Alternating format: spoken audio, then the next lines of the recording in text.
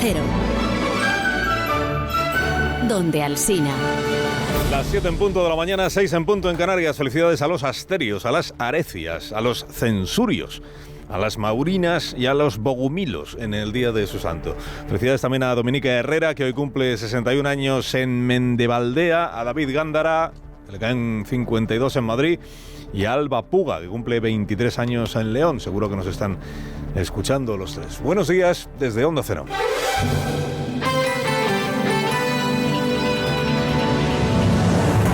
Dirección de sonido, Fran Montes. Coordinación, Rubén Bartolomé. Producción, Mamen Rodríguez de Sastre y Jessica de Jesús.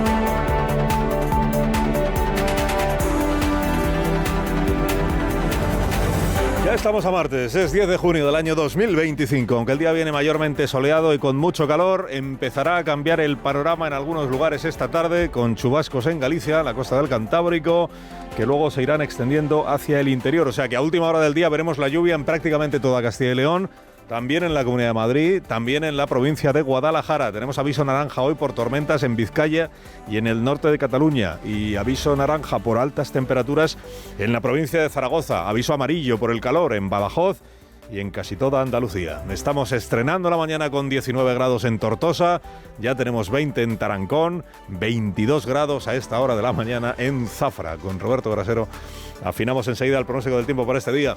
3 historias para empezar la mañana. Nuestro primer fiscal general del Estado procesado en el ejercicio de su cargo. Nuestro, porque el fiscal no es del gobierno, es de todos, o debería serlo.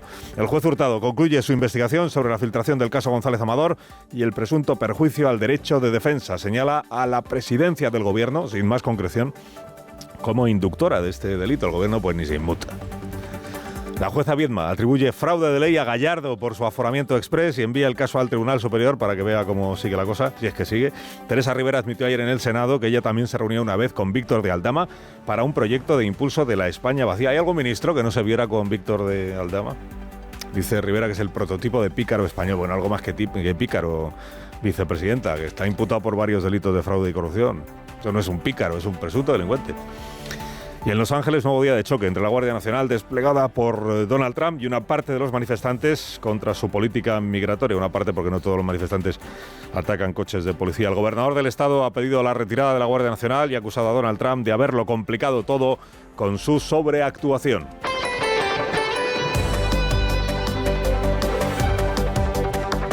Bueno, no hay un solo editorial en la prensa de esta mañana, al menos que yo haya visto, que defienda la continuidad del fiscal general del Estado en su puesto. Como resumen, digamos, incluso aquellos diarios que son muy críticos con la investigación que ha realizado el juez Hurtado del Tribunal Supremo, incluso aquellos diarios que son muy críticos con los argumentos o indicios que ayer señala el juez para llegar a la conclusión de que hay que procesar al fiscal general del Estado. Incluso esos diarios en sus editoriales, estoy pensando en el diario El País, por ejemplo, en su editorial de esta mañana pide la dimisión del fiscal general del Estado porque entiende que llegados a esta situación no tiene ningún sentido que el fiscal general, procesado y todo, o sea, sometido a juicio, a la vez siga siendo el jefe de todos los fiscales de nuestro país, incluida la fiscal que se ocupará de su caso y de su juicio en el Tribunal Supremo. Esto por ir a la conclusión que se desprende de la lectura de los diarios de esta mañana. Ya sabemos que al gobierno le da todo igual y que el fiscal general del Estado no va a presentar su renuncia, procesado y todo, y no la va a presentar, seguramente no tanto porque él no quiera presentarla, que debe estar en una situación personal pues también muy incómoda, sino porque el gobierno ha decidido que no la tiene que presentar. Bueno, el gobierno ha decidido que tiene que resistir, que tiene que continuar, que no está solo, como dice la ministra Ana Redondo, le dijo ayer personalmente al fiscal general, no estás solo, no te escondas. ¿Qué significa no te escondas? No está solo. El gobierno ha decidido eso. Bueno, el presidente, que es quien decide todo, ha decidido que el fiscal general del Estado tiene que seguir atornillado a su puesto de fiscal general. ¿Por qué? Pues porque tenemos un presidente de gobierno que no soporta las derrotas. Presidente competitivo donde los haya. Y que lo que peor lleva es perder. Y este es un pulso que él tampoco está dispuesto a perder. Y para él entregar la cabeza o que dimita el fiscal general del Estado, pues sería una derrota. Y por ahí no pasa. Por ahí no pasa. Y si se lleva por delante, dice, la reputación de la Fiscalía General del Estado, pues se la lleva. Pero lo importante es aguantar y resistir. Bueno, luego comentaremos el auto de 50 páginas del juez Hurtado, que la verdad es que no aporta novedades respecto de los indicios que le llevan a considerar necesario juzgar al fiscal general y a la fiscal provincial de Madrid, señora Rodríguez. El auto del juez Hurtado empieza en lo que él entiende que es el relato de los hechos o de los presuntos hechos. Empieza señalando a Presidencia del Gobierno como quien da las indicaciones a García Ortiz para que, ya que en aquella noche famosa se ponga a hablar con la fiscal Rodríguez y con otros para poder hacer una nota de prensa con la que evitar que nos ganen el relato, incluyendo ahí, dice el juez instructor, la filtración del correo en cuestión a un periodista de la cadena SER. ¿Cómo justifica el juez la parte que es menos relevante desde el punto de vista penal, pero seguramente más interesante desde el punto de vista político, que es la implicación de la presidencia del gobierno en estos hechos? Pues la verdad es que eso es lo que menos justifica el juez. Dice que como el gobierno utilizó políticamente el correo en cuestión, entonces es el gobierno quien había dado indicaciones al fiscal general para que se pusiera la tarea de desmentir que la oferta de pacto hubiera partido de la Fiscalía. Bueno, hoy hay todo tipo de opiniones, como usted ya imagina, como viene ocurriendo en los últimos meses, respecto de los argumentos o falta de argumentos del juez Hurtado. Pero la conclusión es que el fiscal general del Estado está procesado y va a ser, o va a estar procesado en breve, y va a ser sometido a juicio. Luego ya se verá qué entiende el tribunal que lo juzgue, si hay o no hay, ya no indicios, porque ya en el juicio ya lo que tiene que presentarse son pruebas, que no indicios, si hay o no hay. El gobierno pues ya ha emitido sentencia, la emitió hace muchísimo tiempo, desde el primer momento en el que se conoció este caso. Y la sentencia del gobierno es que el fiscal general es inocente. No solo es inocente. Dijo ayer el ministro Grande Marlaska, que sigue siendo juez, creo, dijo que él respeta todas las resoluciones judiciales, pero que el fiscal general del Estado está haciendo un extraordinario trabajo. Dice, el carácter extraordinario, ¿cómo se mide del trabajo del fiscal general del Estado? ¿Qué ha hecho de extraordinario en los últimos tiempos, por ejemplo? Bueno, digo, el gobierno ya emitió sentencia absolutoria y ayer insistió en ello. Y añadió el ministro de Justicia que en la parte que afecta a presidencia del gobierno, lo que dice el juez está sin fundamentar. Quiero negar rotunda y categóricamente esto. Esto no sucedió nunca y lamento muy mucho que el Tribunal Supremo haga una afirmación tan grave sin ninguna base probatoria, porque esto no sucedió nunca. Bueno, el juez Hurtado a lo que se vuelve a referir es al WhatsApp de Juan Lobato, al hecho de que Sánchez Acera le envía el correo a Juan Lobato. Él interpreta que Sánchez Acera lo ha recibido de la Fiscalía General del Estado, no dice que expresamente del fiscal general, y como Sánchez Acera era jefa de gabinete de Óscar López, que en aquel momento era jefa de gabinete del presidente del gobierno, pues ahí es donde entiende que está el vínculo. Bueno, y dice el juez que en efecto hubo periodistas, incluso algunos que fueron al notario a levantar acta de sus propios WhatsApps, pero que lo que está en cuestión en este caso no es si hubo periodistas que estaban al tanto del contenido de ese correo antes que el fiscal general, sino si el fiscal general del Estado violó su obligación de mantener en la reserva un documento al que tenía acceso en su condición de fiscal general para pasárselo a un periodista. O sea, que el hecho de que otros periodistas supieran antes el contenido de ese correo no cambia el presunto hecho delictivo que será por el que el fiscal general sea juzgado.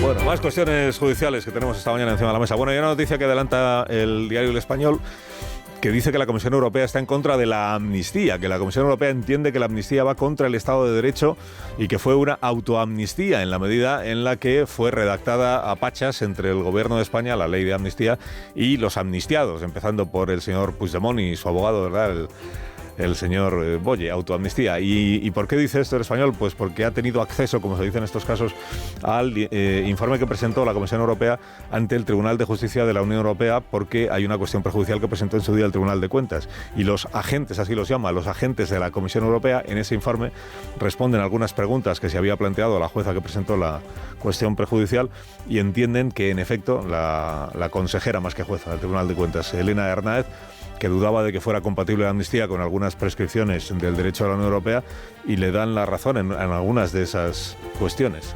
Conclusión, las partes tuvieron acceso a este informe el mes pasado y ahora pues aparece en la prensa. Claro, tiene interés si en efecto la Comisión Europea está diciendo que la amnistía no cabe en el Estado de Derecho comunitario europeo, porque el Tribunal Constitucional hoy mismo empieza a deliberar sobre si cabe en la Constitución española. Sería una situación paradójica que el Constitucional dijese que cabe perfectamente en la Constitución española, en nuestro marco jurídico, y que la Unión Europea estableciera al Tribunal de la Unión Europea que en lo que no cabe es en el Estado de Derecho de la Unión Europea, cuando se supone que ambas cuestiones tienen que ser compatibles. Digo, más cuestiones judiciales. En Badajoz, la jueza que investiga a David Sánchez, el hermano músico del presidente del gobierno, y al presidente o expresidente de la Diputación de Badajoz, Miguel Ángel Gallardo, ahora flamante diputado autonómico y aforado. La jueza eleva ya el caso al Tribunal Superior de Justicia de Extremadura porque, en efecto, Gallardo tiene ya fuero, tiene aforamiento. Lo que pasa es que la jueza sostiene que es un fraude de ley este aforamiento exprés y, por tanto, solicita al Tribunal Superior que se ponga la tarea también sobre esa cuestión. Ya ha dicho Gallardo una vez más que él es una víctima de la jueza. La ley nunca puede ser fraude de ley. Inmiscuirse en las decisiones de un partido político me parecen graves. Juzgar y prejuzgar sin ningún elemento de base jurídico me parece una extralimitación. Y todo esto, pues el señor Gallardo tendrá oportunidad de decirlo también en el recurso que presente, si es que lo presenta, a la decisión de la jueza o al argumento de la jueza respecto de su presunto fraude de ley.